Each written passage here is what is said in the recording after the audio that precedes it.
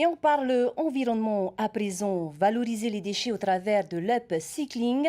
C'est le pari que s'est lancé l'Institut Cali Enjoy, un concept qui consiste à récupérer des matériaux dont on n'a plus l'usage afin de les transformer en objets de décoration ou servant à la vie au quotidien. Ce matin, au centre Weimar, des ateliers en compagnie de Gérald Dumora, éco-designer, ont été organisés en faveur du public. Thierry Théamo. Une bombe de graffeur et un pied de ventilateur associés à un fût transformé en luminaire.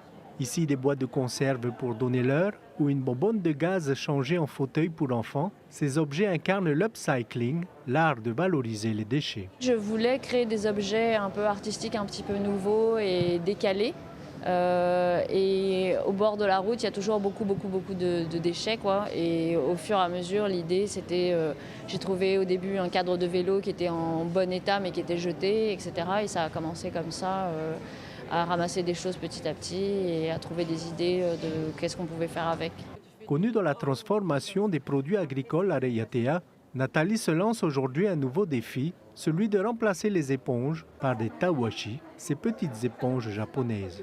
Les tawashi sont faits à partir de t-shirts et de polos. On n'utilise pas de chaussettes ou autres vêtements. Et ça permet de faire le ménage, ça permet d'être utilisé au quotidien. Ça dure 1 an. Donc c'est économique, c'est écologique. Et puis c'est social également parce que ce sont des jeunes filles qui les font à Reiatea. Ça pourrait être fait par des bénévoles. C'est quelque chose de vraiment intelligent. L'événement upcycling de ce matin au centre Weimar est initié par l'Institut Cali Enjoy. Son objectif est de valoriser tout type de déchets, notamment industriels. Si on prend l'exemple concret de la TEP, qui a été un de nos premiers partenaires dans ce domaine, eux, ils ont des tourées électriques énormes qui font 4 mètres de diamètre, qui sont disposées sur un terrain qu'ils ont d'entreposage. Et là, concrètement, on a une quantité définie. Donc, nous, ça nous permet d'imaginer quel projet on peut créer, que ce soit une installation artistique, ou même d'imaginer des produits dérivés ou des produits finis à partir de ça et de les dispatcher ensuite. Voilà. Il y en a à peu près 50.